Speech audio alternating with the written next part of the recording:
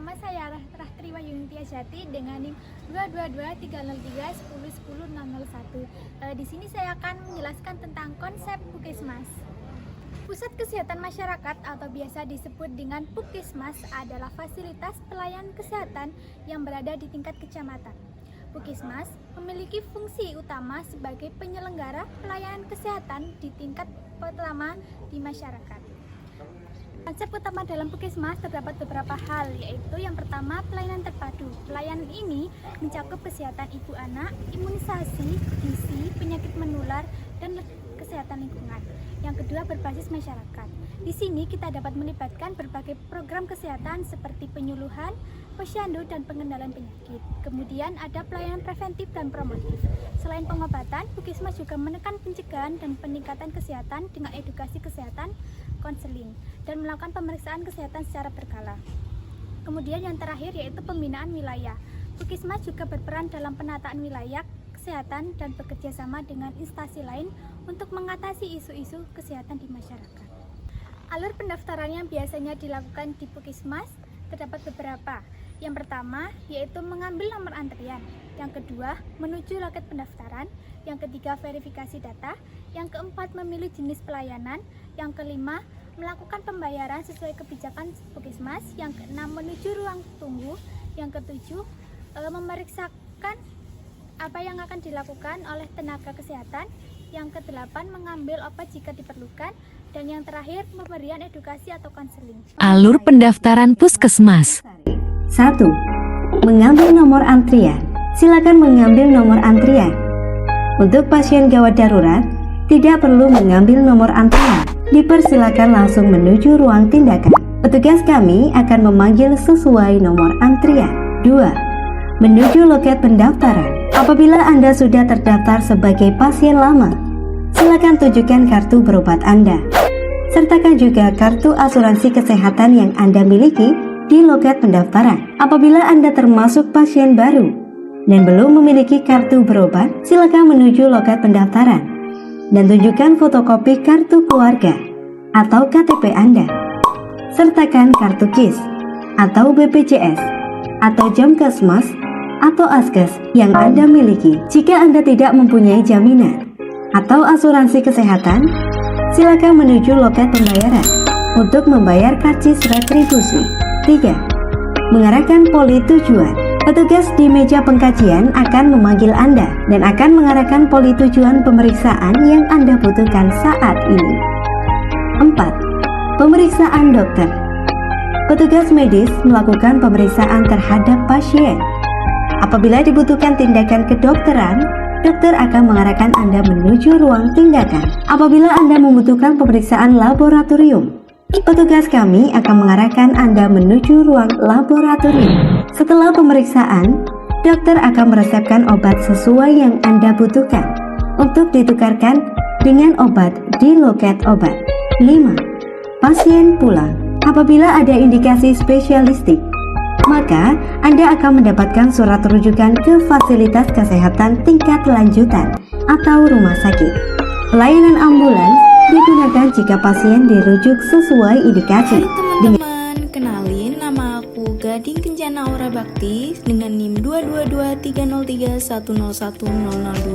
Saya dari kelas 3A. Nah, di sini saya akan jelasin mengenai apa sih jaringan dan jejaring Puskesmas itu. Yuk, langsung saja simak videonya. Jaringan Puskesmas adalah sistem yang terdiri dari berbagai fasilitas pelayanan kesehatan yang mendukung Puskesmas dalam memberikan layanan kesehatan kepada masyarakat. Menurut Peraturan Menteri Kesehatan, jaringan ini mencakup yang pertama ada Puskesmas Pembantu atau Pustu. Ini bertujuan untuk meningkatkan jangkauan dan mutu pelayanan kesehatan bagi masyarakat di wilayah kerjanya. Puskesmas Pembantu ini didirikan dengan perbandingan 1 pustu melayani 2-3 desa atau kelurahan. Yang kedua ada Puskesmas Keliling atau Pusling. Ini ini bertujuan untuk meningkatkan jangkauan dan mutu pelayanan kesehatan bagi masyarakat di daerah terpencil. Dan selanjutnya yang terakhir ada bidan desa. Bidan desa ini yang bertugas memberikan pelayanan KIA-KB atau edukasi mengenai KB, pelayanan promotif, preventif, dan pemberdayaan masyarakat, serta mendeteksi dini dan pengobatan awal terkait kesehatan ibu dan anak termasuk gizinya. Semua jaringan puskesmas ini berfungsi untuk meningkatkan aksesibilitas dan mutu pelayanan kesehatan di wilayah tertentu. Jaringan puskesmas bertanggung jawab secara vertikal kepada kepala puskesmas, berfokus pada pengelolaan pelayanan dan sarana prasarana di tingkat lokal. Nah, sementara itu, jejaring puskesmas adalah sistem kemitraan antara puskesmas dan berbagai fasilitas pelayanan kesehatan lainnya, seperti klinik, rumah sakit, apotik, dan laboratorium. Dalam jejaring ini, puskesmas berfungsi sebagai penghubung untuk meningkatkan akses dan kualitas pelayanan kesehatan di masyarakat. Jejaring puskesmas ini juga memiliki hubungan kerja horizontal, yang berarti ada kolaborasi antara puskesmas dan fasilitas kesehatan lain dalam memberikan suatu pelayanan kesehatan. Contoh implementasi jejaring puskesmas yang sudah berhasil di Indonesia. Yang pertama ada program JKN atau Jaminan Kesehatan Nasional. Program ini memungkinkan puskesmas untuk bekerja sama dengan rumah sakit dan fasilitas kesehatan lain dalam menyediakan layanan kesehatan yang lebih luas dan terintegrasi. Jaminan Kesehatan Nasional atau JKN merupakan salah satu program sosial penting di Indonesia yang bertujuan memberikan perlindungan kesehatan bagi seluruh rakyat Indonesia tanpa terkecuali. Dengan sistem yang terintegrasi antara fasilitas kesehatan, BPJS Kesehatan, dan peserta, JKN diharapkan dapat mewujudkan dan meningkatkan kesejahteraan kesehatan masyarakat. Meskipun ada tantangan dalam implementasinya, JKN telah memberikan kontribusi yang signifikan dalam memperbaiki akses dan kualitas pelayanan kesehatan di Indonesia.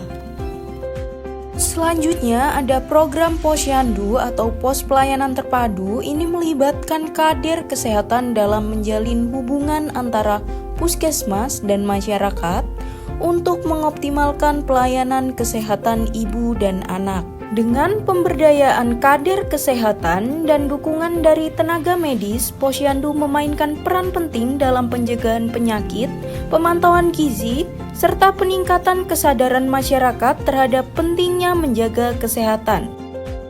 Indonesia sehat, sehat untuk semua. Nah, jadi begitu ya teman-teman penjelasan singkat mengenai jaringan puskesmas dan jejaring puskesmas. Pastinya sekarang sudah paham kan ya? Sudah dong ya? Oke teman-teman, aku pamit dulu ya. Sampai jumpa lagi. Bye-bye.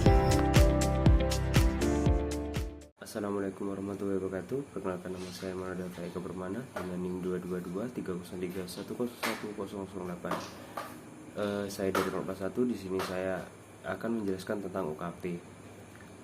UKP adalah serangkaian tindakan yang dilakukan oleh individu untuk menjaga dan meningkatkan kesehatan mereka sendiri.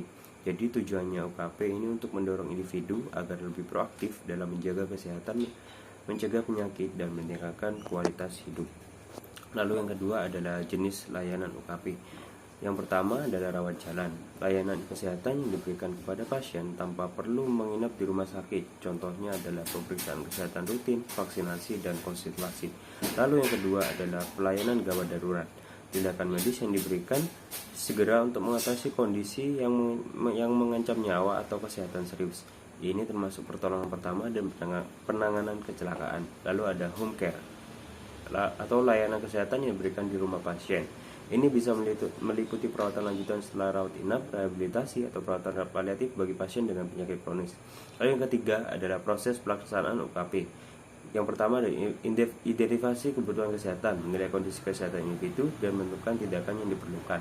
Lalu adalah perencanaan tindakan, mengembangkan rencana tindakan berdasarkan kebutuhan individu, termasuk edukasi tentang gaya hidup sehat.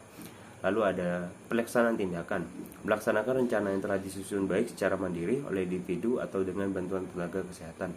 Lalu adalah evaluasi hasil, menilai efektivitas ketindakan yang telah dilakukan dan melakukan penyesuaian jika diperlukan. Lalu yang keempat di sini adalah contoh kasus. Contoh yang pertama, seorang pasien dengan hipertensi melakukan UKP dengan rutin memeriksa tekanan darahnya, mengikuti diet sehat dan berolahraga secara teratur. Lalu contoh kedua, seorang ibu hamil yang mengikuti program UKP dengan pemeriksaan rutin kehamilan dan edukasi tentang persalinan serta perawatan bayi baru lahir. Lalu yang kelima di sini adalah manfaat UKP. Manfaat UKP antara lain yaitu pencegahan penyakit. Dengan melakukan UKP, individu dapat mencegah berbagai penyakit melalui gaya hidup sehat, pemeriksaan rutin. Lalu adalah kemandirian dalam kesehatan, mendorong individu untuk bertanggung jawab atas kesehatan mereka sendiri sehingga meningkatkan kesadaran akan pentingnya menjaga kesehatan.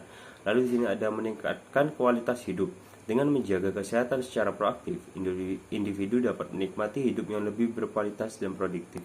Lalu setelah ini saya akan menyayangkan video tentang bagaimana UKP itu. Selamat menyaksikan.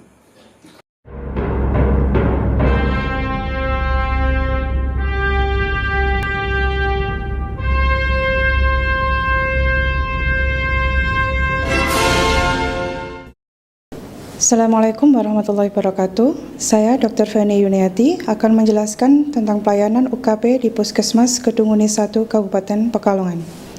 Puskesmas Kedunguni 1 merupakan puskesmas rawat jalan dan mampu salin. Kami memberikan pelayanan rawat jalan dimulai dari pendaftaran kemudian pasien menuju poli masing-masing yang dibutuhkan. 1. Poli lansia. Ditujukan untuk pasien dengan usia lebih dari atau sama dengan 60 tahun. 2. Ruang tindakan ditujukan untuk pasien-pasien dengan kondisi gawat darurat. 3. Poli pemeriksaan umum ditujukan untuk pasien dengan usia 6 sampai 59 tahun. 4. Poli ibu ditujukan untuk ibu hamil dan pasien yang mempunyai masalah dengan reproduksi. 5. Poli anak ditujukan untuk pasien anak usia 0 sampai 5 tahun. 6. Poli gigi ditujukan untuk pasien dengan permasalahan gigi dan mulut. 7. Poli konsultasi melayani konsultasi gizi, jiwa, KBM, dan kesling. 8. Poli imunisasi melayani imunisasi dasar dan imunisasi calon pengantin. 9. Poli KB ditujukan untuk pasien yang ingin ber-KB dan melayani pemeriksaan IVA untuk deteksi dini kanker serviks. 10. Ruang bersalin melayani persalinan 24 jam. 11. Poli TB dan kusta ditujukan untuk pasien yang sudah terdiagnosa TB dan kusta serta melayani screening HIV. 12. Laboratorium memberikan pelayanan laboratorium dasar. 13. Farmasi memberikan pelayanan obat. Untuk pasien rawat jalan tanpa rujukan, pelayanan sampai dengan pasien mendapatkan obat. Sedangkan pasien rawat jalan yang dirujuk, setelah dilakukan pemeriksaan, diberikan surat rujukan ke rumah sakit.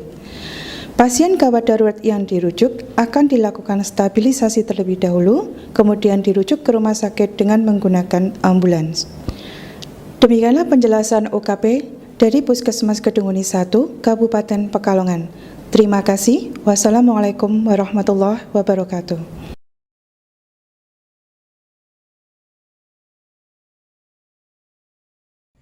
Upaya Kesehatan Masyarakat atau UKM Esensial Promosi Kesehatan adalah salah satu kegiatan UKM yang bertujuan untuk mengajak masyarakat terbiasa dengan perilaku hidup bersih dan sehat atau PHBS.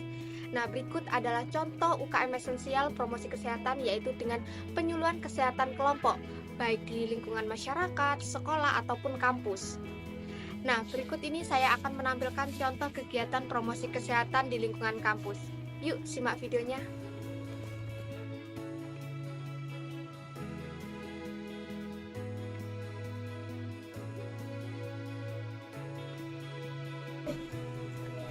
Nih!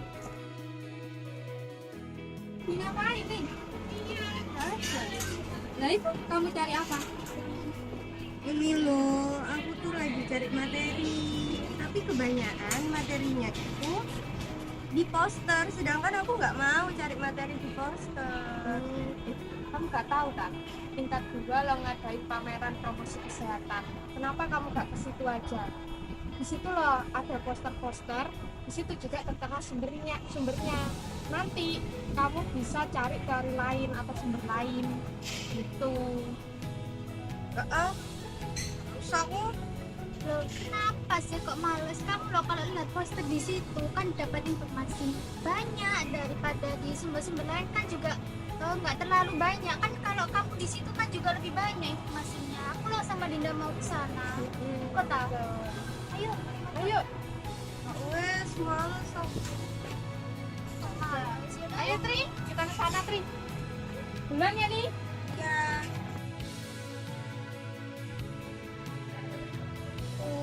Kok nggak dapet sih materinya? Udah tugas yang ini belum selesai, nambah lagi tugas baru.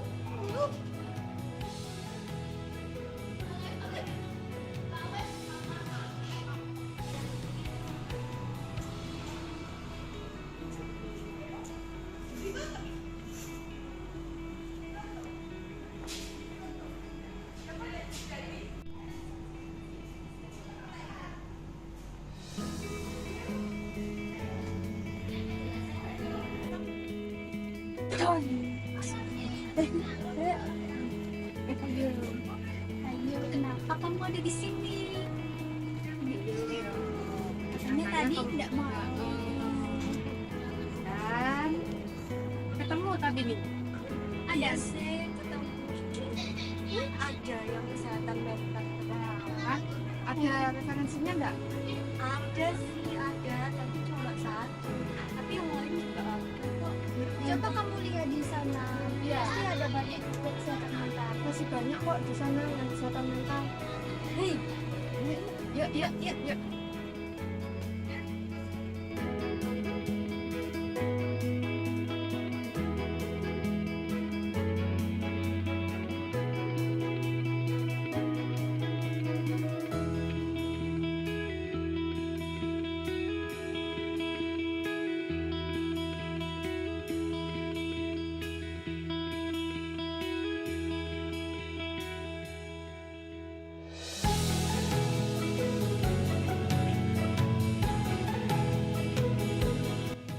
Nah, dari video tersebut dapat disimpulkan bahwa UKM esensial promosi kesehatan ini tidak hanya dapat dilakukan di masyarakat saja, tetapi di sekolah, bahkan di kampus.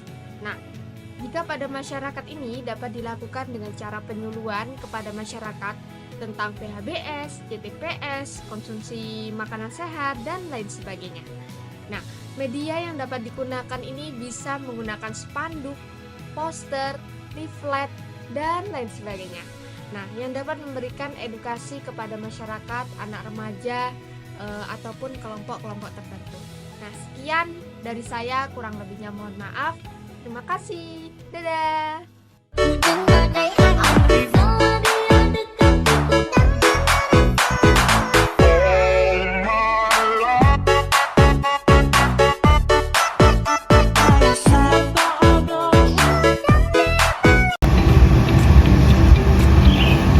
Hai, perkenalkan, saya Indawati Ajini Wulan dari kelas 3A dengan NIM 222-303-1010-11. Di sini saya akan menjelaskan mengenai UKM esensial gizi. Yuk, simak videonya. Apa sih yang dimaksud dengan UKM? Upaya kesehatan masyarakat atau disingkat menjadi UKM adalah setiap kegiatan untuk memelihara dan meningkatkan kesehatan serta mencegah dan menanggulangi timbulnya masalah kesehatan dengan sasaran keluarga, kelompok, dan juga masyarakat. Manfaat dari UKM juga bersifat externality dan public goods. Externality berarti ada orang lain yang juga merasakan manfaatnya selain orang yang memperoleh pelayanan kesehatan tersebut. Menurut ekonomi kesehatan, externality dikenal dengan istilah public goods. Nah, selanjutnya, apa sih UKM esensial itu? UKM esensial adalah upaya kesehatan masyarakat yang hasil kegiatannya ada kaitan dengan pencapaian standar pelayanan minimal atau SPM. Kabupaten atau kota bidang kesehatan yang merupakan tanggung jawab pemerintah daerah dalam mengupayakan pelayanan kesehatan bagi masyarakatnya. UKM esensial adalah UKM yang mempunyai peran yang sangat besar dalam penurunan angka kematian ibu dan angka kematian bayi, yang sangat berdampak pada peningkatan derajat kesehatan masyarakat. Hal yang termasuk UKM esensial yaitu: yang pertama, promosi kesehatan; yang kedua, kesehatan lingkungan; yang ketiga, pelayanan kesehatan ibu, anak, dan keluarga berencana; yang keempat, pelayanan gizi; dan yang kelima, pencegahan dan pengendalian penyakit. Nah, di sini saya akan menjelaskan tentang UKM esensial gizi. UKM esensial gizi adalah upaya kesehatan masyarakat yang berfokus pada peningkatan status gizi masyarakat. Tujuan utama UKM esensial gizi adalah mencegah dan mengatasi masalah gizi, baik itu gizi kurang seperti stunting dan gizi buruk, maupun gizi lebih seperti obesitas. UKM esensial gizi dilaksanakan oleh tenaga kesehatan di puskesmas dan lembaga kesehatan lainnya, serta melibatkan kader kesehatan di masyarakat untuk memastikan masyarakat mendapatkan akses informasi dan pelayanan gizi yang memadai. Adapun program kegiatan UKM gizi, yang pertama yaitu cakupan UKM esensial gizi diukur dengan 3 indikator kinerja utama pelayanan sebagai berikut. Yang pertama, presentase bayi usia kurang dari 6 bulan mendapat ASI eksklusif. Yang kedua, presentasi anak usia 6-23 bulan yang mendapatkan makanan pendamping ASI atau MPASI. Dan yang ketiga, presentase balita gizi kurang yang mendapatkan tambahan asupan gizi. Yang kedua yaitu penetapan indikator kinerja utama pelayanan gizi terintegrasi dengan penetapan indikator kinerja puskesmas. Yang ketiga yaitu bayi usia kurang dari 6 bulan mendapat ASI eksklusif adalah bayi usia 0 bulan sampai dengan 5 bulan 29 hari yang diberi ASI saja tanpa makanan atau cairan lain kecuali obat, vitamin, dan mineral berdasarkan trikal 24 jam. Yang keempat yaitu anak usia 6-23 bulan yang mendapatkan MPASI adalah anak usia 6-23 bulan yang mendapatkan makanan pendamping ASI sesuai dengan usianya berdasarkan trikal 24 jam. Yang kelima yaitu balita gizi kurang yang mendapatkan tambahan asupan gizi adalah balita usia 6-59 bulan dengan kategori status gizi berdasarkan indeks berat badan menurut panjang badan atau berat badan menurut tinggi badan. Yang keenam, untuk mencapai kinerja pelayanan UKM esensial gizi dilakukan dengan penguatan peran tenaga gizi atau tenaga pelaksanaan gizi dalam hal sebagai berikut: melakukan penyusunan dan pelaksanaan manajemen pelayanan gizi di puskesmas, melakukan asuhan gizi, melakukan surveillance gizi, tindakan atau intervensi dalam surveillance gizi berdasarkan hasil analisis dan sumber daya yang tersedia, meliputi suplementasi tablet tambah darah pada ibu hamil dan remaja, pemberian makanan tambahan atau PMT pada ibu hamil, pemberian makanan untuk balita gizi kurang, pemberian makanan bayi dan anak, pemantauan pertumbuhan balita, suplementasi kapsul vitamin A pada balita dan ibu nifas, pencegahan dan tata laksana gizi buruk. Yang ketujuh yaitu dilakukan pemantauan dan analisis serta tindakan lanjut terhadap capaian indikator dan kinerja upaya pencapaian kinerja pelayanan UKM esensial gizi yang telah dilakukan. Yang kedelapan yaitu pencatatan dan pelaporan UKM esensial gizi baik secara manual maupun elektronik dilakukan secara lengkap, akurat, dan tepat waktu. Pelaporan kepada kepala puskesmas dan dinas kesehatan daerah, kabupaten atau kota, dan atau pihak lainnya mengacu kepada ketentuan peraturan perundang-undangan yang berlaku. Sekian penjelasan dari UKM esensial gizi. Semoga bermanfaat. warahmatullahi wabarakatuh. Saya Hinda Harum dengan NIM akhir 012 dari kelas 3A. Pada video sebelumnya sudah dijelaskan dengan gizi. Nah, ini waktunya saya untuk menjelaskan pencegahan dan pengendalian penyakit. Pada penjelasan yang saya akan berikan yaitu penjelasan penyakit tidak menular dan penyakit menular. Penyakit tidak menular atau PTM dapat menimbulkan risiko besar bagi kesehatan global, terutama kanker, stroke, penyakit ginjal kronik, diabetes, serta hipertensi. Menurut WHO, PTM dapat membunuh 41 juta orang setiap tahunnya, setara dengan 74% dari seluruh kematian secara global. Faktor penyebab PTM bukan dari keturunan saja, tetapi perilaku seperti merokok, kurang aktivitas, diet tidak seimbang, serta konsumsi alkohol. Pencegahan yang dapat kita lakukan dengan cerdik. C. Cek kesehatan berkala dengan deteksi dini faktor risiko pada pelayan kesehatan. E. Enyahkan asap rokok. R. Rajin aktivitas fisik. D. Diet seimbang. I. Istirahat cukup. Dan K. Kelola stres. Penyakit menular dapat menyebabkan kecacatan, kesakitan, atau bahkan kematian. Adapun penyakit menular diantaranya yaitu HIV/AIDS, TB, DBD, hepatitis, dan penyakit kulit. Yang pertama yaitu TB, penyakit infeksi pada saluran pernapasan disebabkan oleh Mycobacterium tuberculosis. Penularannya dapat terjadi melalui udara saat berbicara, bersin, menyanyi. Pencegahannya yaitu dengan etika batuk dan bersin, PHBS, serta merokok, serta vaksinasi pada risiko. Yang kedua yaitu DBD disebabkan oleh virus yang dibawa oleh nyamuk Aedes aegypti. Pencegahan dilakukan dengan 3M: menguras bak mandi, menutup penampungan air, dan mengubur barang bekas. 3 yaitu hepatitis adalah penyakit peradangan pada organ hati akibat infeksi virus. Pengendaliannya yaitu sanitasi yang baik, selalu masak makanan hingga matang, selalu lakukan perilaku PHBS. Dengan pencegahannya tidak berbagi makanan, tanduk, menjaga kebersihan rumah, melakukan vaksinasi, serta cuci tangan. Yang selanjutnya yaitu HIV/AIDS adalah virus yang menyebabkan rusaknya atau melemahnya sistem kekebalan tubuh manusia yang disebabkan oleh virus Human Immunodeficiency Virus. Penularan menggunakan jarum suntik bergantian, seks bebas, transfusi darah, ibu yang terinfeksi HIV/AIDS saat kehamilan, persalinan, maupun menyusui. Pencegahannya bisa menggunakan A, B, C, dan D, dan E. A-nya, abstinensi, tidak berhubungan seks, terutama bagi yang belum menikah. B, be faithful, saling setia pada pasangan. C, kondom, menggunakan kondom saat berhubungan seksual. D, dan inject drugs, hindari penggunaan narkoba, terutama pada suntikan. E, education, pendidikan tentang pencegahan cara penularan HIV dan AIDS.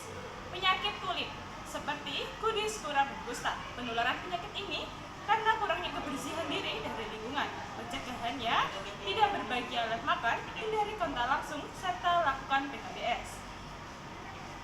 Pemerintah daerah dan masyarakat bertanggung jawab menyelenggarakan penanggulangan penyakit menular dan tidak menular serta akibat yang ditimbulkan. Penyelenggaraan penanggulangan penyakit menular dilaksanakan melalui upaya kesehatan masyarakat dan upaya kesehatan perorangan. Pencegahan dan pengendalian penyakit termasuk ke dalam upaya kesehatan masyarakat pada esensial atau integrasi yang diwajibkan. Pelayanan pencegahan pengendalian penyakit menular terdiri atas penyakit menular langsung. Pengendaliannya dengan PT3I adalah penyakit yang dapat dicegah dengan imunisasi dan saat ini vaksinnya sudah tersedia.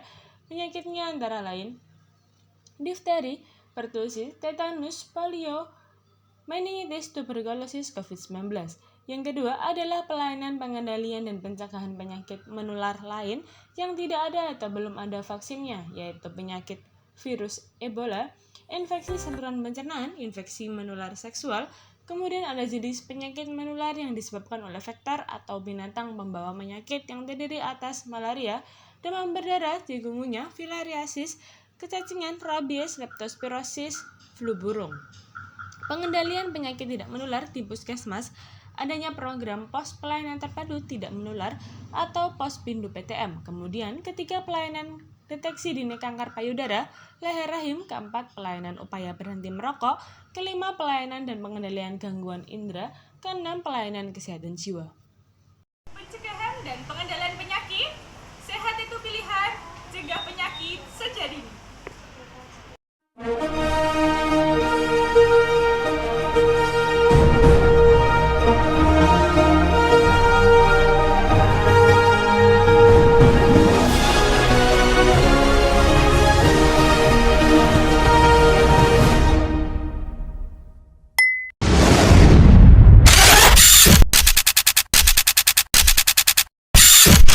Menurut Permenkes nomor 75 tahun 2014 pasal 1 dijelaskan, Puskesmas merupakan fasilitas pelayanan kesehatan tingkat pertama yang menyelenggarakan upaya kesehatan masyarakat atau UKM dan upaya kesehatan perseorangan atau UKP dengan mengutamakan upaya promotif dan preventif untuk mencapai derajat kesehatan masyarakat yang setinggi-tingginya di wilayah kerjanya. Upaya kesehatan masyarakat yang selanjutnya disingkat UKM adalah setiap kegiatan untuk memelihara dan meningkatkan kesehatan serta mencegah dan menanggulangi timbulnya masalah kesehatan dengan sasaran keluarga, kelompok, dan juga masyarakat. Baik, yang selanjutnya adalah Permenkes nomor 75 tahun 2014 pasal 36 disebutkan UKM Puskesmas dibagi menjadi dua bagian, yaitu UKM esensial dan juga UKM pengembangan. UKM esensial merupakan upaya kesehatan yang wajib atau harus dilaksanakan oleh suatu puskesmas demi mencapai standar pelayanan minimal kabupaten atau kota di bidang kesehatan. UKM esensial ini terdiri dari 6 program pokok pelayanan, pelayanan promosi kesehatan, pelayanan kesehatan lingkungan, pelayanan kesehatan ibu, anak dan keluarga berencana, pelayanan gizi, dan pelayanan pencegahan serta pengendalian penyakit. Pengobatan. Program kesehatan ibu dan anak atau KIA dan keluarga berencana atau KB merupakan satu dari 6 program pokok tersebut yang bertujuan untuk memantapkan dan meningkatkan mutu pelayanan kesehatan dari ibu dan anak serta keluarga berencana secara efektif dan efisien. Program ini bertanggung jawab dalam kegiatan pelayanan sebagai berikut: pelayanan ibu hamil, pelayanan ibu bersalin, ibu nifas, ibu dengan komplikasi, keluarga berencana, neonatus, bayi baru lahir dengan komplikasi, bayi dan balita. Tujuan dari program ini adalah ibu dan keluarga dapat mencapai norma keluarga kecil bahagia sejahtera dan meningkatkan derajat kesehatan anak dalam menjamin proses tumbuh kembang optimal sebagai landasan bagi peningkatan kualitas manusia seutuhnya. Berdasarkan Permenkes RI nomor 97 tahun 2014, seluruh elemen pemerintah harus menjamin ketersediaan sumber daya kesehatan, sarana prasarana dan penyelenggaraan pelayanan kesehatan ibu dan anak dan keluarga berencana. Lalu, isi programnya apa saja ya? Isi program yang pertama adalah pelayanan antenatal care. Pelayanan antenatal adalah pelayanan yang diberikan pada saat masa kehamilan. Layanan ini diberikan 4 kali, 1 kali saat trimester pertama, 1 kali saat trimester kedua, dan 2 kali pada trimester ketiga. Pelayanan ini terdiri dari 10T, timbang berat badan, dan ukur tinggi badan. Tekanan darah, tentukan nilai status gizi, tinggi fundus, puncak rahim, tentukan presentasi janin dan denyut jantung janin, imunisasi tetanus, pemberian tablet tambah darah, tes laboratorium, temu bicara dan tata laksana kasus. Dengan pelayanan ini terhadap kesehatan dapat mendeteksi masalah kehamilan, memberikan edukasi dan memberikan intervensi secara tepat. Yang kedua adalah pertolongan kesehatan oleh petugas kesehatan. Dilakukan sesuai SOP dan dilakukan oleh tenaga yang berkompeten seperti bidan, dokter, dan dokter spesialis dalam. Dalam pelaksanaannya harus memperhatikan pembuatan keputusan klinik, asuhan sayang ibu dan bayi, pencegahan infeksi, rekam medis persalinan, dan rujukan pada kasus dengan komplikasi. Program yang selanjutnya adalah pelayanan pasca persalinan. Yang selanjutnya adalah pemberian imunisasi bayi dan anak.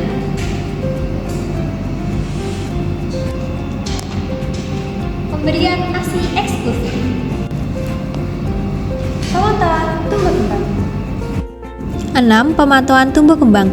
Pelayanan ini diberikan mulai dari anak memasuki sekolah dasar, dilakukan minimal 1 kali pada kelas 1 dan pada kelas 7, meliputi status gizi, tanda vital, kesehatan gigi dan mulut, ketajaman penglihatan dan juga pendengaran.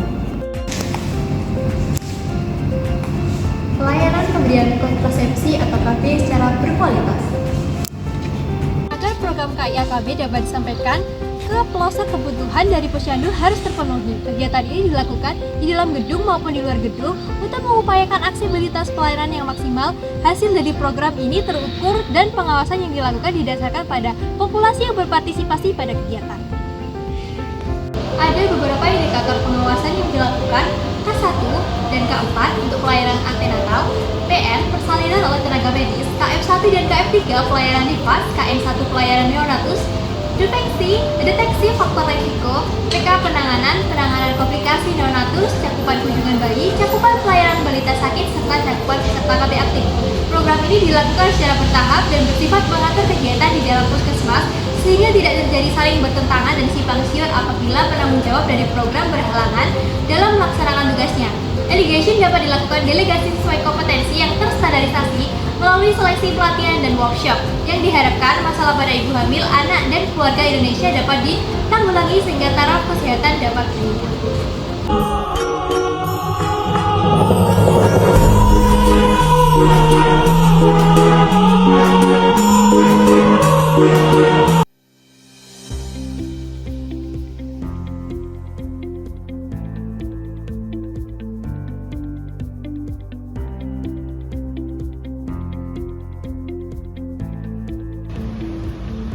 Halo semua, perkenalkan nama saya Dina Kamila dengan NIM akhir 018.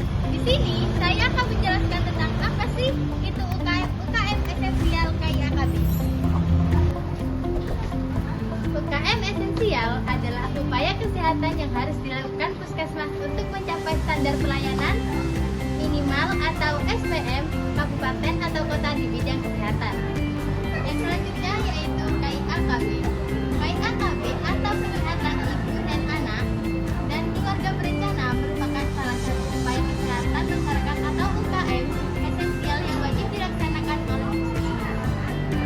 Nah, dapat disimpulkan bahwa pengertian dari UKM esensial KIAKB merupakan layanan dasar dalam upaya meningkatkan kualitas kesehatan ibu, anak, dan keluarga di tingkat masyarakat.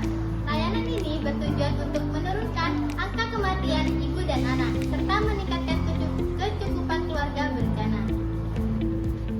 Nah, selanjutnya yaitu beberapa contoh kegiatan UKM esensial KIAKB.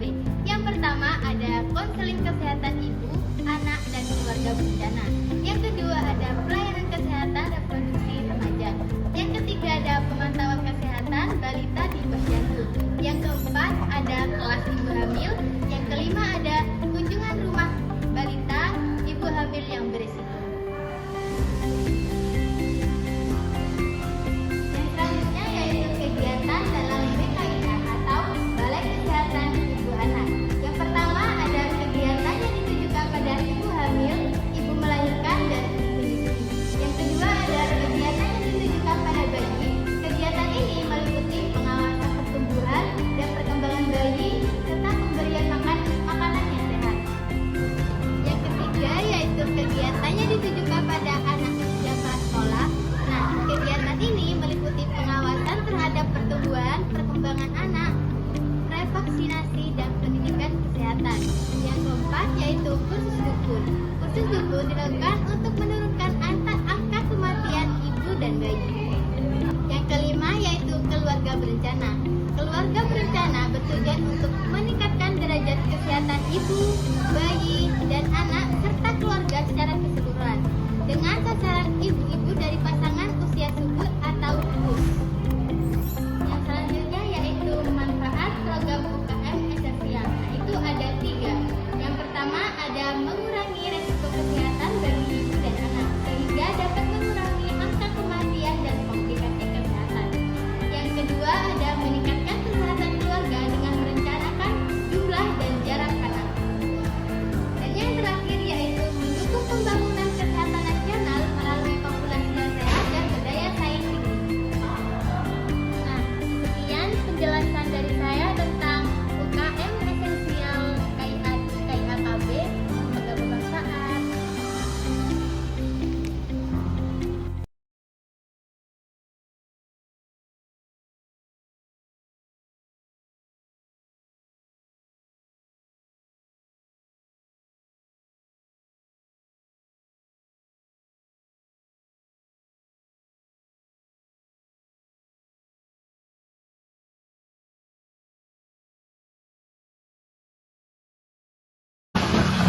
semua, perkenalkan nama saya Dwi Agung Maca Amelinda dengan NIM 22230310119. Jadi di sini saya akan menjelaskan apa sih Saka Bakti Wisada itu. Menanamkan perilaku sehat dalam diri seseorang menimbulkan proses yang panjang, komitmen yang kuat, dan dukungan dari provider kesehatan, serta penegak masyarakat termasuk jajaran pramuka. Di sini saya akan menjelaskan apa sih Saka Bakti Husada itu. Jadi, Saka Bakti Husada yang disingkat dengan SBH merupakan wadah pegangan pengetahuan dan pembinaan keterampilan untuk membuktikan dirinya kepada masyarakat dalam bidang kesehatan dengan tujuan untuk mewujudkan kader pembangunan di bidang kesehatan. Anggota Saka Bakti Husada terdiri dari 2 anggota. Yang pertama ada anggota pramuka penegak yang umurnya terdiri dari 16 sampai 20 tahun. Yang kedua ada anggota pramuka pandega yang umurnya dari 21 tahun sampai 25 tahun yang berminat meningkatkan pengetahuan dan keterampilan di bidang kesehatan. Nah, selanjutnya ada pun peran Saka Bakti Husada yang diharapkan. Yang pertama, menjadi role model. Yang kedua, menjadi penyambung informasi. Yang ketiga, menjadi edukator. Dan yang keempat, menjadi fasilitator atau pendamping. Selanjutnya, Saka Bakti Husada dibina oleh Kementerian Kesehatan dan pemerintah daerah yang dibidangi kesehatan di tingkat daerah hingga kabupaten atau kota. Selanjutnya, dalam pelaksanaan terdapat beberapa krida atau bagian-bagian kelompok kecil dalam Saka Bakti Husada. Di antara lain, yang pertama ada Krida Bina Lingkungan Sehat, yang kedua Krida Bina Keluarga Sehat, yang ketiga Krida Pengendalian Penyakit, yang keempat Krida Bina Gizi, yang kelima Krida Bina Obat, dan yang terakhir Krida Perilaku Hidup Bersih dan Sehat. Selanjutnya, dari beberapa krida yang sudah dijelaskan tadi, yang pertama ada Krida Bina Lingkungan Sehat yang terdiri dari yang pertama, penyihatan perumahan, yang kedua, penyihatan makanan dan minuman, yang ketiga, pengamanan pestisida, yang keempat, pengawasan kualitas air, dan yang terakhir, penyihatan air. Yang kedua ada Krida Bina Lingkup Keluarga Sehat yang terdiri dari yang pertama kesehatan ibu, yang kedua kesehatan anak, yang ketiga kesehatan remaja, yang keempat kesehatan usia lanjut, yang kelima kesehatan gigi dan mulut, dan yang terakhir kesehatan jiwa. Selanjutnya ada Krida Penanggulangan Penyakit yang terdiri dari yang pertama penanggulangan penyakit malaria, yang kedua penanggulangan penyakit demam berdarah, yang ketiga penanggulangan penyakit anjing gila, yang keempat penanggulangan penyakit diare, yang kelima penanggulangan penyakit TB paru, yang keenam penanggulangan penyakit kecacingan, dan yang ketujuh imunisasi, kedelapan gawat darurat, dan yang terakhir HIV atau AIDS.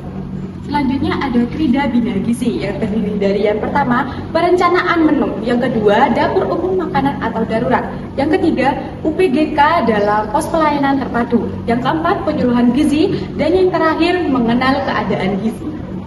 Selanjutnya ada Krida Bina Obat yang terdiri dari yang pertama pemahaman obat, yang kedua taman obat keluarga, yang ketiga pencegahan dan penanggulangan penyalahgunaan zat radioaktif, yang keempat bahan berbahaya bagi kesehatan, dan yang terakhir pembinaan kosmetik. Nah, dan yang terakhir ada Krida Perilaku Hidup Bersih dan Sehat yang disingkat dengan PHBS yang terdiri dari yang pertama bina PHBS di rumah, bina PHBS di sekolah, bina PHBS di tempat umum, bina PHBS di instansi pemerintah, dan yang terakhir bina PHBS di tempat kerja. Nah, gimana nih? Kalian sudah paham belum tentang Saka Bakti Husada itu? Jangan lupa tonton video di atas ya. Terima kasih. Bye-bye. Hai, perkenalkan nama saya Hikmatul Munawaro dengan NIM lahir 020. Baik, di sini saya akan menjelaskan mengenai tentang UKM pengembangan yang ada di pesantren atau yang bisa disebut dengan poskesren. Yuk simak videonya. Nah, puskesren sendiri merupakan salah satu wujud UKBM atau upaya kesehatan bersumber daya masyarakat yang ada di lingkungan pondok pesantren dengan prinsip dari, oleh, dan untuk warga pondok pesantren yang mengutamakan pelayanan promotif, preventif tanpa mengabaikan aspek kuratif dan rehabilitatif dengan binaan puskesmas. puskesmas setempat.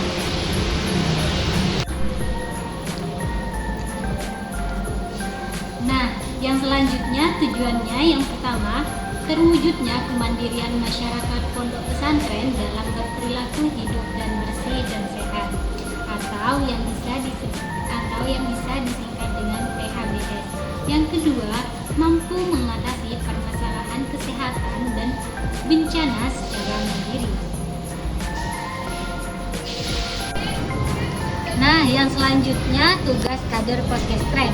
Yang pertama, memberikan informasi tentang perlunya perhatian terhadap masalah kesehatan yang ada di pesantren atau data tentang hasil survei dan status kesehatan santri. Yang kedua, menyampaikan kegiatan Poskestren tentang upaya pencegahan, misal jenis pencegahan, frekuensi kegiatan, dan jumlah kegiatan penyuluhan yang ada di pesantren. Yang ketiga, menyampaikan rencana kegiatan yang akan datang untuk mendapatkan kesepakatan dalam forum musyawarah kegiatan warga pesantren. Nah, yang selanjutnya sasaran. Yang pertama, untuk sasarannya adalah warga pondok pesantren, misal kiai, santri, pengolah, pengajar, dan wali santri. Yang kedua, masyarakat yang ada di lingkungan pondok pesantren. Yang ketiga, tokoh agama, tokoh masyarakat, lembaga swadaya masyarakat yang ada di lingkungan pesantren. Nah, yang terakhir ini petugas kesehatan atau stakeholder lainnya. Nah, fungsi Poskestren adalah sebagai tempat untuk memberikan penyuluhan dan konseling kesehatan. Yang kedua, pembinaan santri atau pemberdayaan serta forum komunikasi pembangunan kesehatan di pesantren. Yang ketiga, sebagai tempat pelayanan kesehatan dasar sederhana atau deteksi dini dan kegawat daruratan. Hal yang diharapkan dari Poskestren ini untuk para santri dan alumni itu sebagai agen pembaharuan, contohnya penyuluh, penggerak, pendidikan kesehatan, dan pelaku aktif. Nah, yang kedua, memberikan nilai tambah pada dakwah yang telah disampaikan. Nah, selanjutnya hal yang diharapkan adanya UKM pengembangan di Poskestren ini untuk pondok pesantren. Yang pertama, sebagai contoh yang mengembangkan lingkungan pemukiman dan institusi pendidikan yang bersih, sehat, rapi, hijau, dan sejuk. Yang kedua, merubah citra negatif tentang pondok pesantren. Yang ketiga, adanya sarana layanan kesehatan termasuk tenaga kesehatannya. Yang keempat atau yang terakhir yaitu masyarakat pondok pesantren dapat hidup bersih dan sehat. Baik teman-teman, itu tadi penjelasan tentang UKM pengembangan yang ada di pesantren. Sekian, terima kasih, bye-bye.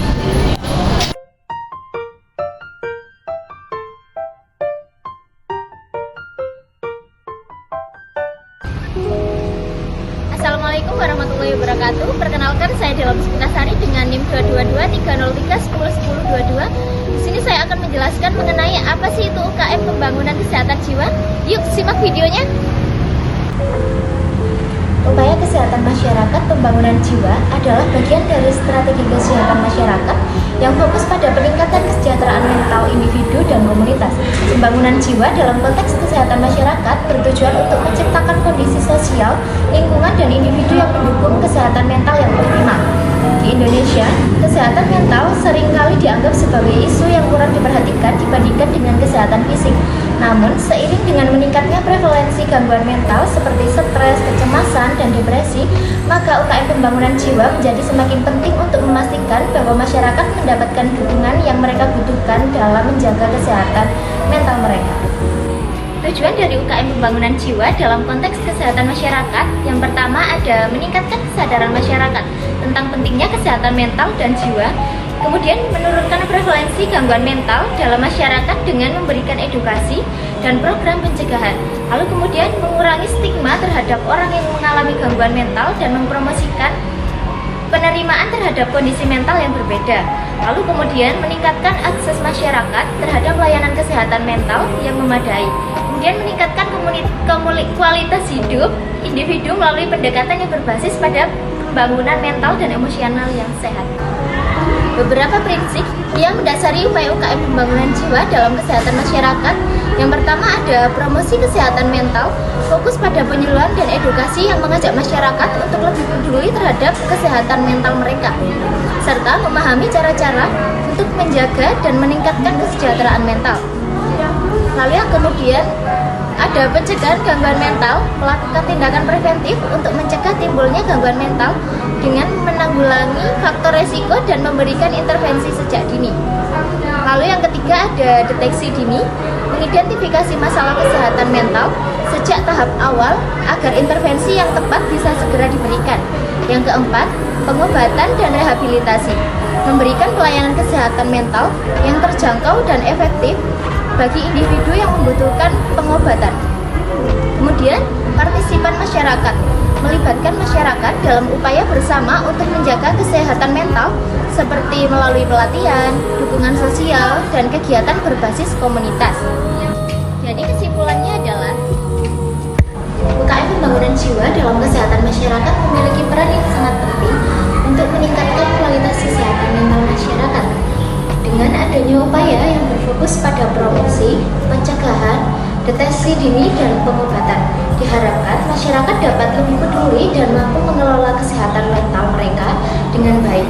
Kesehatan jiwa yang baik tidak hanya meningkatkan kualitas hidup individu, tapi juga berdampak positif terhadap kesejahteraan masyarakat secara keseluruhan. Oleh karena itu, perlu adanya upaya yang terkoordinasi antara pemerintah, tenaga kesehatan, dan masyarakat untuk mendukung program UKM pembangunan jiwa ini. Penjelasan dari UKM pembangunan jiwa, semoga bermanfaat.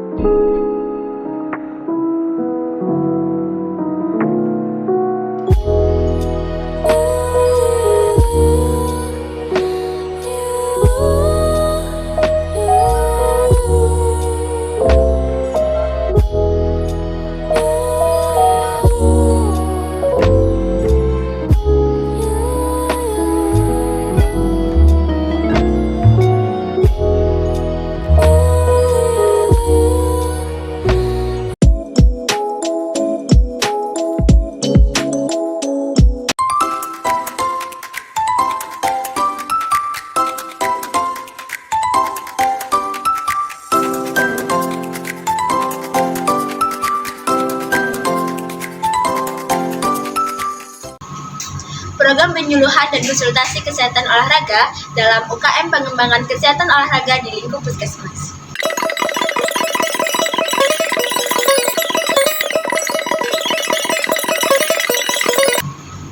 Program ini bertujuan untuk memberikan edukasi kepada masyarakat, khususnya yang berada di sekitar Puskesmas, mengenai pentingnya olahraga untuk kesehatan tubuh, cara olahraga yang benar, dan bagaimana olahraga dapat mencegah atau membantu dalam penanganan beberapa kondisi kesehatan tertentu. Program ini juga menyediakan sesi konsultasi dengan ahli kesehatan olahraga seperti fisioterapis, ahli gizi, dan pelatih kebugaran yang dapat membantu masyarakat membuat rencana latihan sesuai dengan kondisi fisik mereka. Rangkaian kegiatan. Yang pertama ada penyuluhan kesehatan olahraga. Nah, penyuluhan ini dapat dilakukan melalui seminar, workshop, atau diskusi kelompok tentang topik-topik kesehatan olahraga. Topik yang bisa dibahas meliputi manfaat olahraga untuk pencegahan kronis, penyakit kronis seperti diabetes, hipertensi, dan penyakit jantung, cara berolahraga yang aman setiap usia, terutama pada lansia dan anak-anak, olahraga untuk kesehatan mental dan pengelolaan stres, olahraga sebagai bagian dari gaya hidup sehat dan pencegahan obesitas, pemulihan cedera, dan olahraga untuk pemulihan fisik. Metode penyuluhan bisa dilakukan dengan ceramah, presentasi visual, demonstrasi praktis, dan tanya jawab. Nah, ini bisa dilakukan di bulanan atau setiap kegiatan. Yang kedua, ada konsultasi kesehatan olahraga. Puskesmas menyediakan sesi konsultasi langsung antara masyarakat dengan tenaga ahli, yakni seperti pelatih kebugaran atau ahli gizi olahraga. Yang kedua, layanan yang diberikan dapat berupa konsultasi dengan olahraga, yakni memberikan panduan tentang jenis olahraga yang tepat berdasarkan usia, kondisi fisik, dan riwayat penyakit. Ada konsultasi dengan fisioterapis apabila ada, yakni menyediakan layanan untuk pasien yang sedang dalam proses pemulihan cedera atau memiliki masalah muskuloskeletal, misalnya nyeri punggung, lutut, dan lain-lain.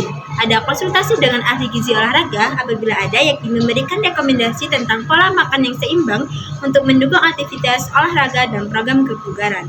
Metode ini dilakukan dengan sesi konsultasi tatap muka atau melakukan telemedicine untuk masyarakat yang tidak bisa datang secara langsung.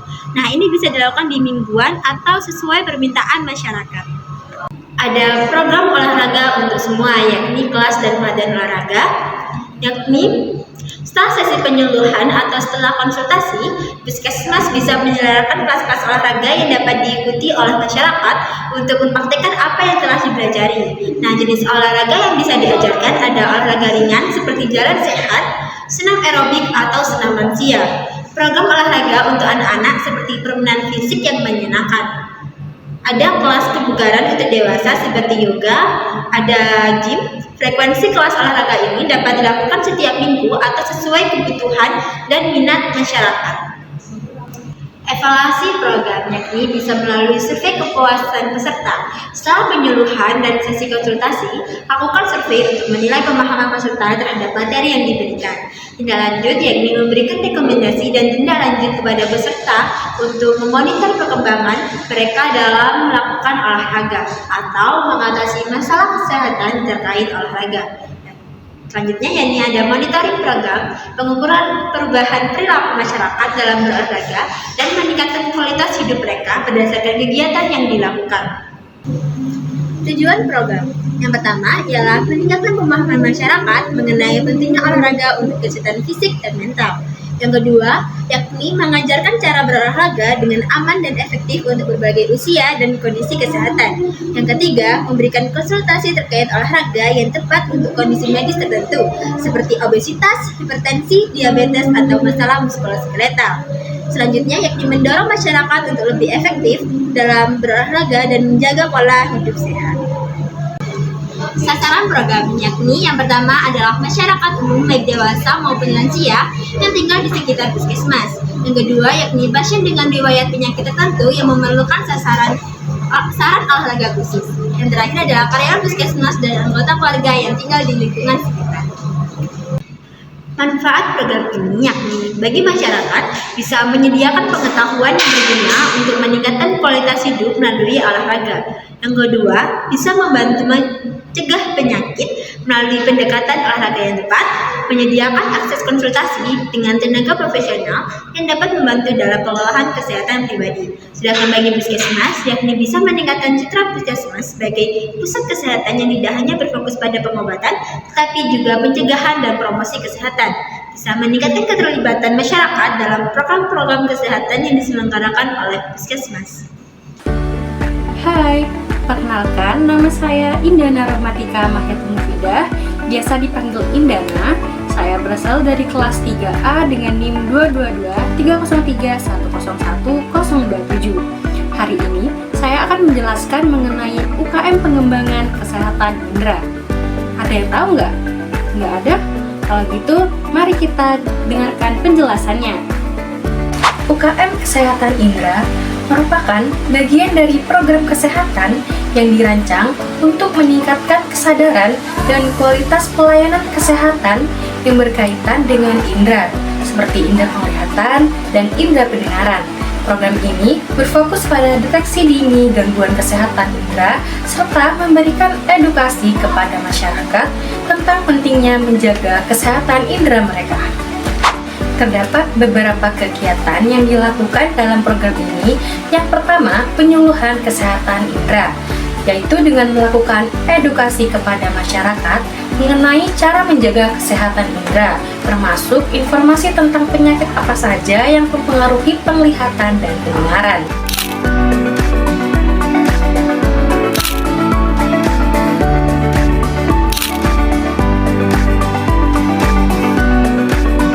Lalu yang kedua, yakni deteksi dini atau screening, dengan melakukan pemeriksaan awal untuk mengidentifikasi masalah seperti katarak, glaukoma, gangguan refraksi pada mata, serta gangguan pendengaran.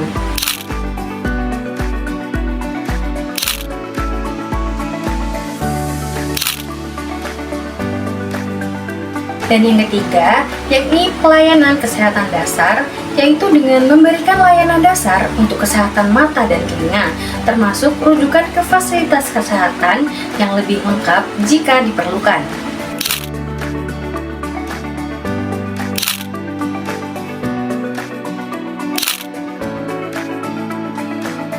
Puskesmas memiliki peran penting dalam pelaksanaan UKM pengembangan kesehatan indera. Mereka berfungsi sebagai gerbang pertama dalam memberikan pelayanan kesehatan kepada masyarakat.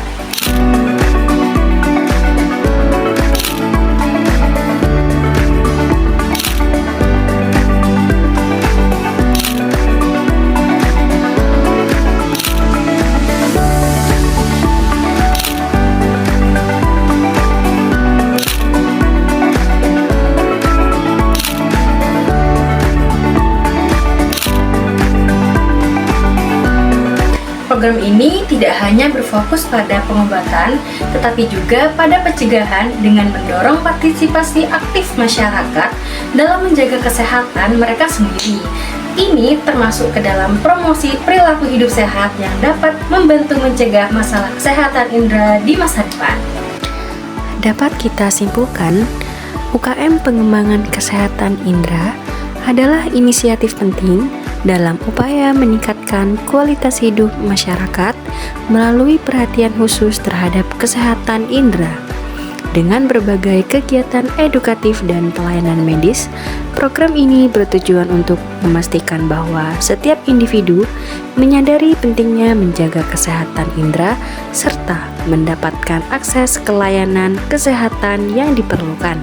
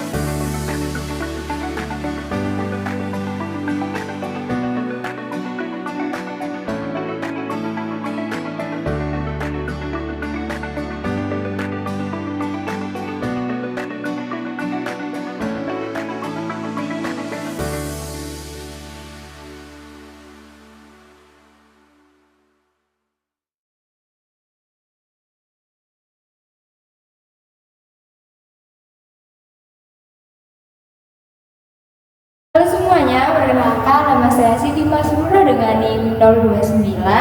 Pada video kali ini saya akan membahas tentang UKM pengembangan kesehatan kerja. Apa sih UKM pengembangan kesehatan kerja itu? UKM pengembangan kerja merupakan program yang berfokus pada upaya menjaga, melindungi, dan meningkatkan kesehatan para pekerja. Tujuan utama dari UKM ini adalah untuk menciptakan lingkungan kerja yang sehat, aman, serta meminimalkan risiko penyakit atau kecelakaan kerja yang dapat mempengaruhi produktivitas dan kesejahteraan para pekerja.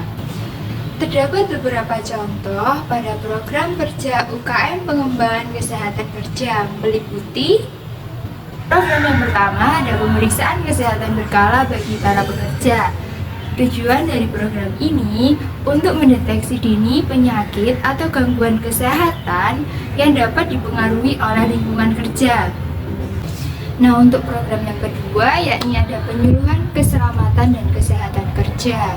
Penyuluhan dilakukan secara berkala untuk mengedukasi pekerja mengenai bahaya kesehatan di tempat kerja seperti adanya paparan bahan kimia, ergonomi yang benar, maupun penggunaan alat pelindung diri.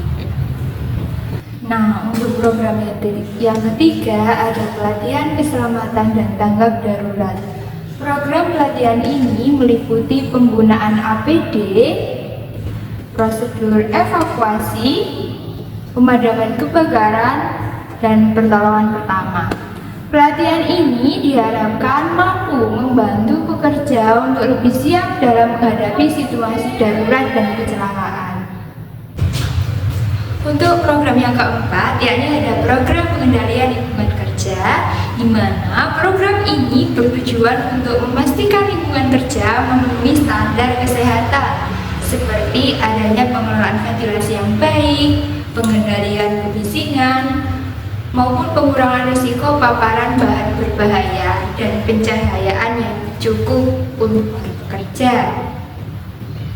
Nah, untuk yang program kelima ada pemberian alat pelindung diri. Pemberian APD di sini berarti memberikan APD yang sesuai dengan jenis pekerjaan. Misalnya ada masker, sarung tangan, ataupun pelindung pendengaran, serta memastikan pekerja dilatih untuk menggunakan APD dengan benar. Jadi dapat disimpulkan bahwa UKM Pengembangan Kesehatan Kerja sangat penting dilakukan karena mendukung kesejahteraan para pekerja yang merupakan salah satu faktor utama dalam meningkatkan produktivitas dan kualitas hidup. Program ini bisa membantu mencegah risiko kesehatan akibat lingkungan dan kondisi kerja yang berpotensi berbahaya seperti adanya cedera, penyakit akibat kerja ataupun stres.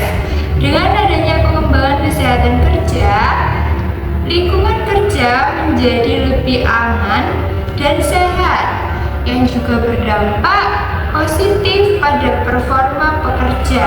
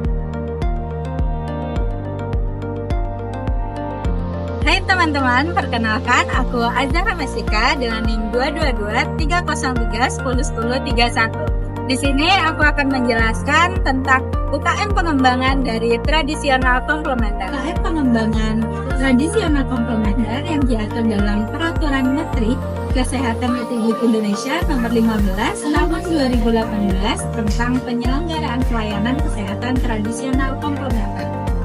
Pelayanan kesehatan tradisional komplementer adalah penerapan kesehatan tradisional yang memanfaatkan ilmu biomedis dan biokultural dalam penjelasannya serta manfaat dan keamanannya terbukti secara ilmiah. Pengaturan pelayanan kesehatan komplementer bertujuan untuk yang pertama, yaitu tradisional menjamin terselenggaranya pelayanan kesehatan tradisional komplementer yang aman, bermutu, dan efektif. Yang kedua, yaitu memberikan acuan dalam penyelenggaraan pelayanan kesehatan tradisional komplementer bagi pemerintah pusat, pemerintah daerah, masyarakat, fasilitas pelayanan kesehatan, dan tenaga kesehatan tradisional. Yang ketiga, yaitu terlaksananya pembinaan dan pengawasan secara berjenjang oleh pemerintah pusat, pemerintah daerah, dan lintas sektor terkait. Ada beberapa kriteria yang harus dipenuhi dalam pelayanan tradisional komplementer antara lain. Yang pertama yaitu dapat dipertanggungjawabkan keamanan dan manfaatnya, mengikuti kaidah-kaidah ilmiah, bermutu, dan digunakan secara rasional dan tidak bertentangan dengan norma agama dan norma yang berlaku di masyarakat. Yang kedua yaitu tidak membahayakan kesehatan klien, dan yang ketiga yaitu memperhatikan kepentingan terbaik klien. Nah, ada beberapa ciri-ciri khas pelayanan kesehatan tradisional komplementer. Yang pertama yaitu konsep pelayanan kesehatan tradisional, yang kedua yaitu berbasis budaya, yang ketiga prosedur penetapan kondisi kesehatan individu atau prosedur diagnosis, yang keempat yaitu penetapan kondisi kesehatan individu, yang kelima yaitu tata laksana perawatan atau pengobatan. Ramuan yang biasa digunakan sebagai pelayanan kesehatan tradisional komplementer yang berasal dari yang pertama yaitu tanaman, hewan, mineral, dan sediaan sarian atau galenik atau campuran dari bahan-bahan. Ada beberapa hak pasien yang menerima pelayanan kesehatan tradisional komplementer. Yang pertama yaitu mendapatkan penjelasan secara lengkap tentang pelayanan yang akan dilakukan, dan yang kedua meminta pendapat tenaga kesehatan tradisional, yang ketiga mendapatkan pelayanan sesuai dengan kebutuhan, yang keempat yaitu menolak tindakan pelayanan kesehatan tradisional komplementer, dan yang kelima mendapatkan isi catatan kesehatan. Pasien dalam menerima pelayanan kesehatan tradisional komplementer mempunyai kewajiban, yaitu yang pertama memberikan informasi yang lengkap dan jujur tentang masalah kesehatannya. Yang kedua yaitu mematuhi nasihat dan petunjuk tenaga kesehatan tradisional. Yang ketiga yaitu mematuhi ketentuan yang berlaku di fasilitas pelayanan kesehatan tradisional komplementer, dan yang keempat yaitu memberikan imbalan jasa atau pelayanan yang telah diterima. Nah, itu tadi beberapa penjelasan mengenai UKM pengembangan yaitu tradisional komplementer. Sekian, terima kasih. Bye.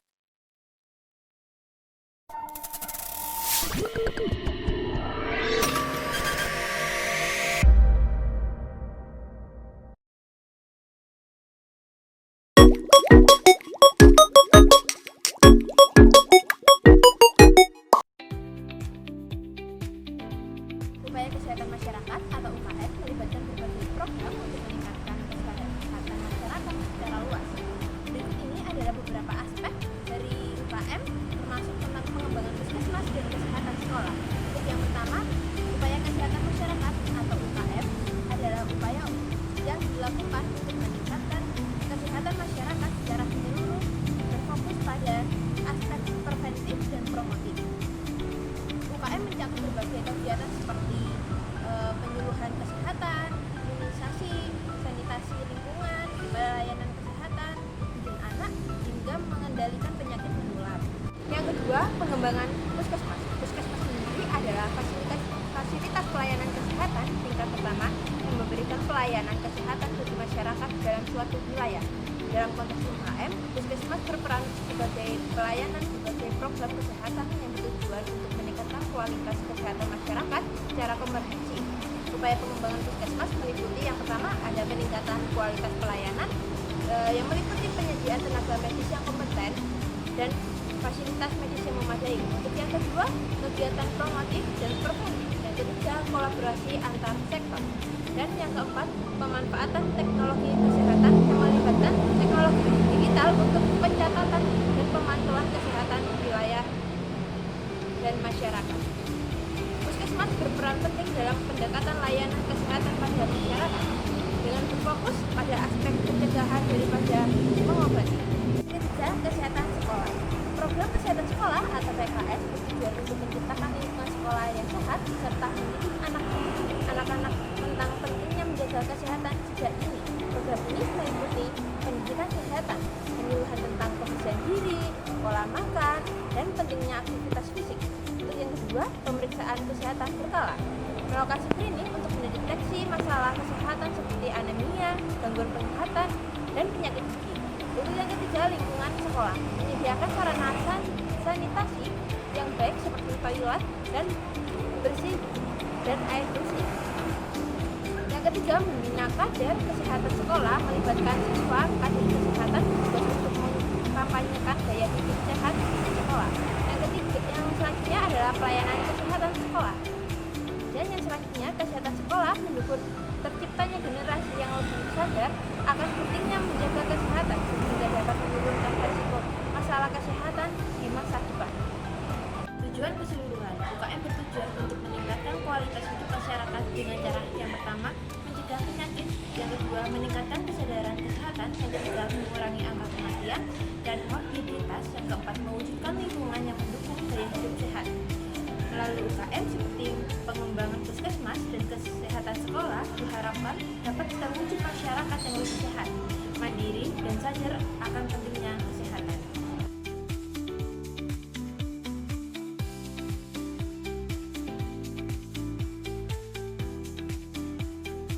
Setiap anak pada usia pendidikan dasar mendapatkan pelayanan kesehatan sesuai standar. Yang pertama, screening kesehatan. Dilaksanakan di satuan pendidikan dasar seperti SD, MI, dan SMP atau MTS. Dan di luar satuan pendidikan dasar seperti di pondok pesantren, panti atau LKSA, lapas atau LPKA, dan lainnya. Meliputi 1. Penilaian status gizi, 2. Penilaian tanda vital, 3. Penilaian kesehatan gigi dan mulut, 4. Penilaian ketajaman indera. Yang kedua, tindak lanjut hasil screening kesehatan meliputi 1. Memberikan umpan balik hasil screening kesehatan, 2. Melakukan rujukan jika diperlukan, 3. Memberikan penyuluhan kesehatan. Sasarannya adalah anak setingkat usia pendidikan dasar, yaitu 7 sampai dengan 15 tahun. Pelaksanaan screening dilaksanakan di satuan pendidikan dasar seperti SD, MI, dan SMP atau MTS dan di luar satuan pendidikan dasar seperti pondok pesantren, panti atau LKSA, lapas atau LPKA, dan lainnya.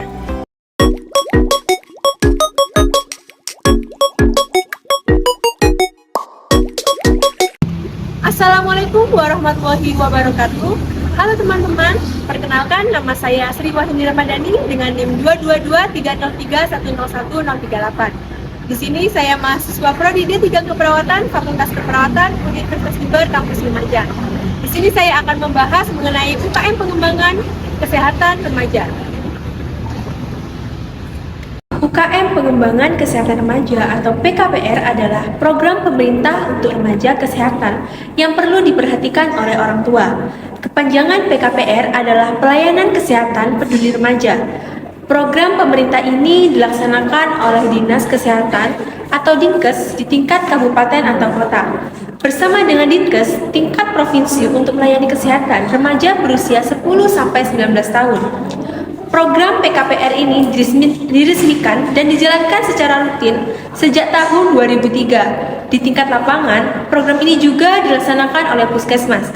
Remaja adalah tunas generasi penerus dan tumpuan harapan bangsa yang dapat melanjutkan cita-cita bangsa menuju Indonesia bermartabat.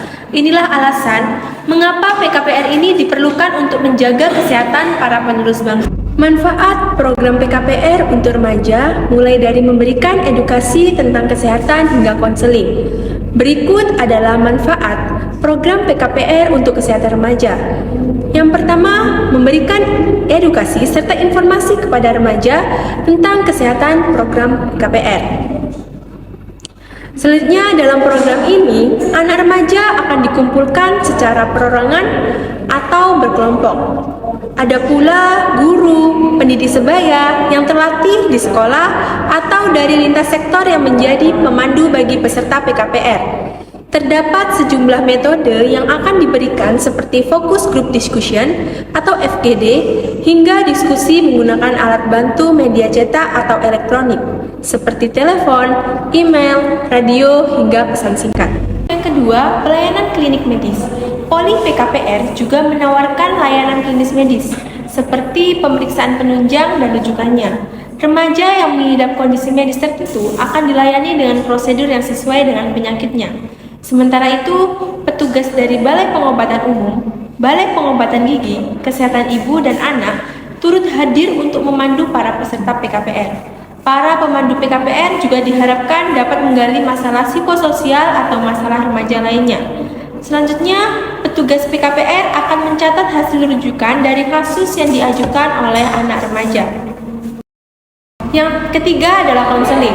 Pada program konseling, para peserta PKPR akan dibantu untuk mengenali masalah-masalah yang mereka hadapi. Di samping itu, mereka akan didukung untuk mengambil keputusan yang tepat dari masalah-masalahnya. Anak remaja yang ikut serta dalam PKPR juga dapat dibekali cara-cara untuk mengatasi kecemasan, depresi, dan gangguan mental lainnya. Meningkatkan rasa waspada terhadap masalah yang terjadi pada dirinya. Membantu meningkatkan motivasi untuk mencari bantuan jika mereka membutuhkannya. Terlebih lagi, peserta PKPR dapat dibekali dengan informasi seputar kesehatan reproduksi.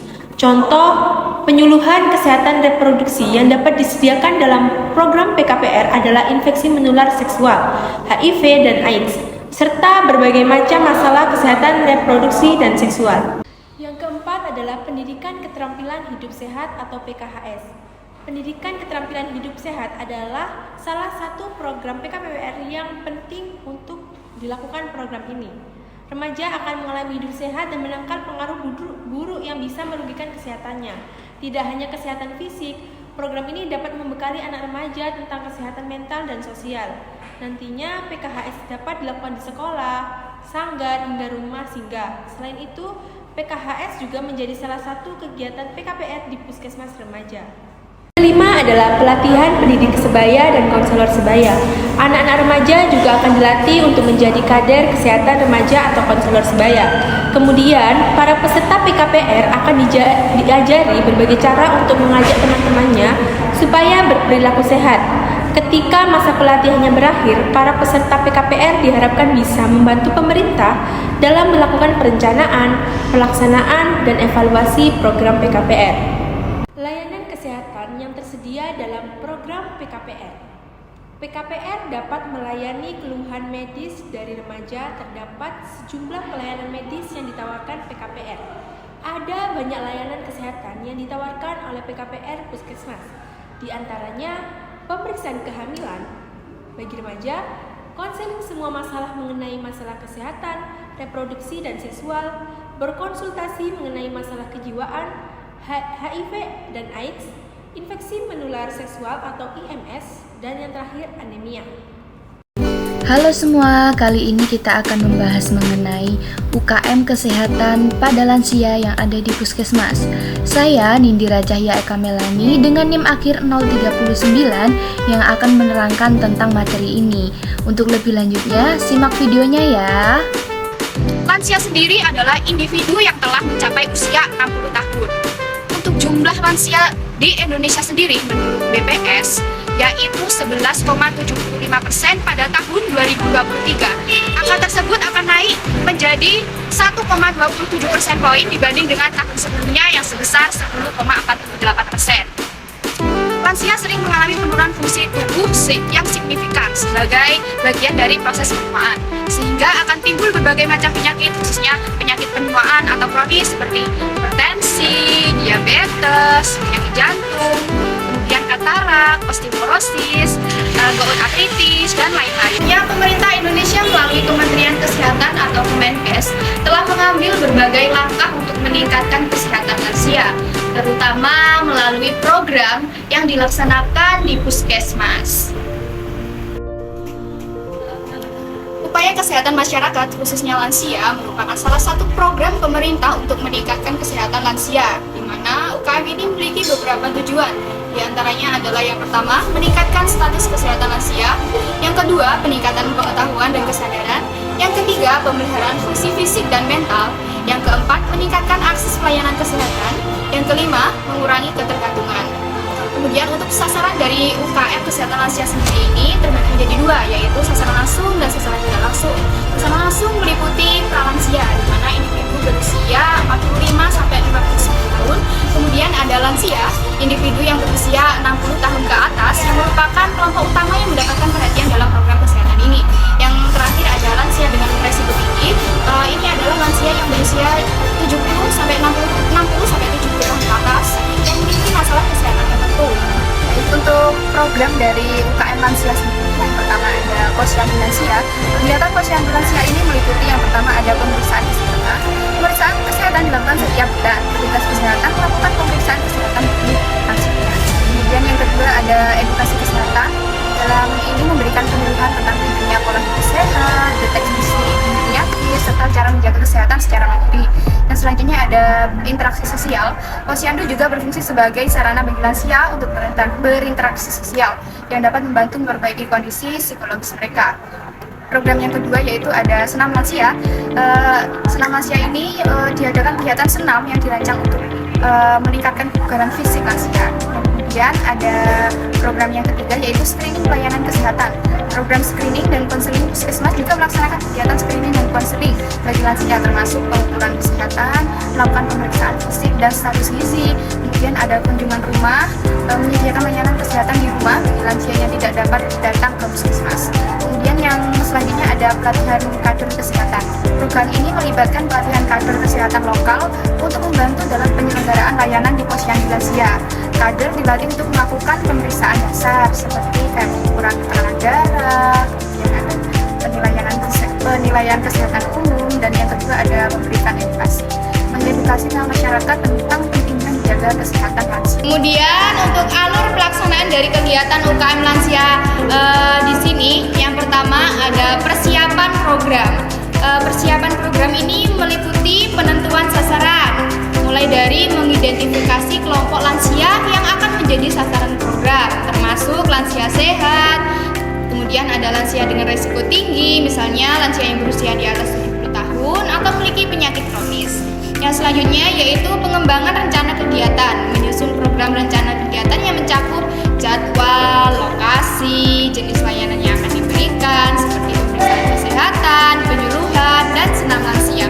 Kemudian yang kedua ada pembentukan posyandu lansia, membentuk tim pengolahan program yang akan dijalankan, mulai dari tenaga kesehatan, ada kader, kemudian ada relawan. Kemudian pendirian posyandu lansia ini menetapkan lokasi posyandu yang strategis dan mudah diakses oleh lansia, fasilitas kesehatan. Kemudian ada pelaksanaan kegiatan rutin. Pada ini kita menjadwalkan kegiatan secara rutin sesuai dengan jadwal yang telah ditentukan, misalnya setiap bulan, setiap minggu, atau setiap tahun. Kemudian ada pemeriksaan kesehatan. Kemudian pada ini melakukan pemeriksaan kesehatan seperti tekanan darah, gula darah, kolesterol, serta pemeriksaan fisik umum. Kemudian ada edukasi kesehatan, memberikan penyuluhan mengenai pola hidup sehat, gizi seimbang, dan pentingnya deteksi dini penyakit. Edukasi ini juga mencakup cara mengenali perubahan pada tubuh dan menjaga pentingnya kesehatan secara mandiri. Kemudian yang terakhir ada monitoring dan evaluasi. Yang pertama ada pencatatan data, mencatat hasil pemeriksaan kesehatan dan kehadiran lansia dalam setiap kegiatan. Data ini penting untuk evaluasi program. Nah, kemudian evaluasi programnya, melakukan evaluasi berkala untuk menilai efektivitas program yang telah dijalankan. Kemudian mengidentifikasi apa yang perlu diperbaiki dari program tersebut. Dan dapat disimpulkan bahwa manfaat dilaksanakannya UKM Kesehatan Lansia secara luas, yaitu yang pertama ada mulai dari peningkatan kesehatan fisik hingga dukungan sosial dan psikologis. Dengan pendekatan yang komprehensif ini diharapkan dapat menciptakan lingkungan yang lebih baik bagi lansia untuk sehat dan produktif dalam bermasyarakat. Halo semuanya, perkenalkan nama saya Yunita Rizika Rohmani dengan NIM 222-303-101-141. Baik, di sini saya akan menjelaskan terkait program Perkesmas di Puskesmas terkait keluarga mandiri.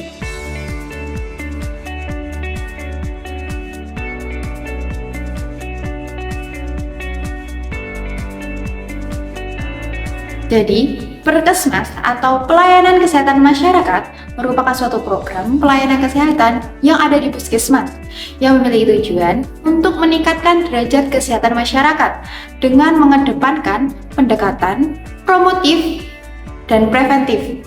Program ini berfokus untuk meningkatkan kemampuan keluarga untuk menjaga kesehatannya secara mandiri ataupun secara. Jadi, melalui Perkesmas, Puskesmas dapat memberikan berbagai layanan, edukasi, dan pengembangan untuk mendorong masyarakat mencapai status kesehatan mandiri.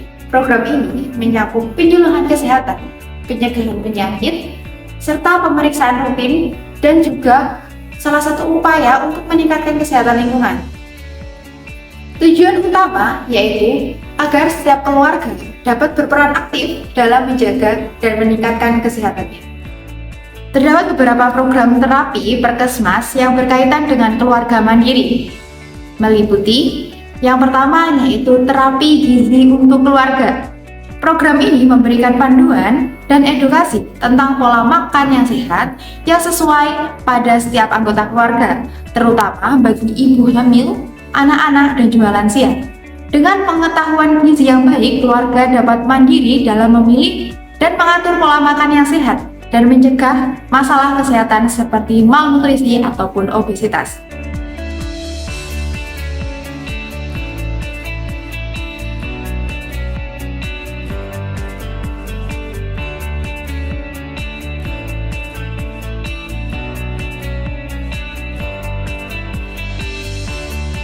Yang kedua, terapi penyakit tidak menular atau PTM untuk mencegah dan mengendalikan penyakit seperti diabetes, hipertensi, dan penyakit jantung. Puskesmas menyediakan edukasi serta terapi ringan seperti pengaturan diet, aturan aktivitas fisik, dan konseling rutin. Hal ini membantu keluarga menjadi lebih mandiri dalam mengelola kesehatan anggota keluarganya yang memiliki resiko untuk gejala PTM.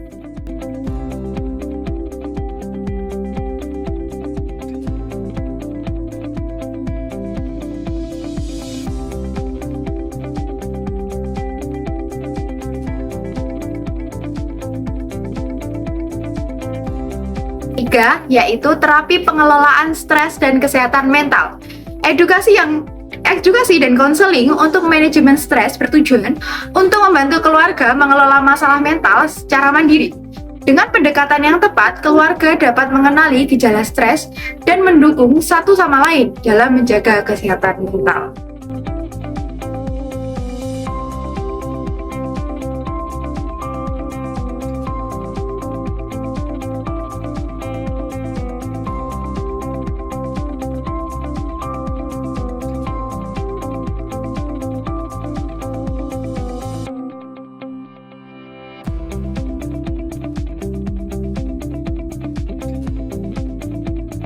Yang selanjutnya yaitu terapi kebersihan dan kesehatan lingkungan, mencakup edukasi praktik menjaga lingkungan rumah, lingkungan sekitar agar tetap bersih, bebas dari jentik nyamuk dan sampah, serta penyuluhan pentingnya akses sanitasi yang baik.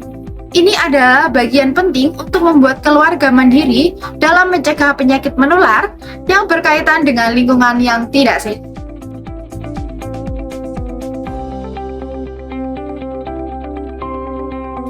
Selanjutnya adalah terapi rehabilitasi dasar untuk pasien pasca sakit atau yang membutuhkan pemulihan fungsi fisik ringan.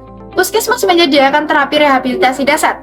Program ini memungkinkan keluarga untuk merawat anggota yang membutuhkan rehabilitasi secara mandiri dengan cara yang benar di dalam rumah.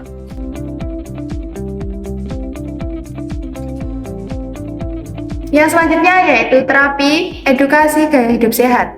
Untuk meningkatkan kesadaran keluarga untuk berpartisipasi dalam aktivitas fisik yang teratur, berhenti merokok, serta menjauhi alkohol dan zat adiktif lainnya. Edukasi ini membantu keluarga membuat keputusan kesehatan yang bijak dalam kehidupannya sehari-hari.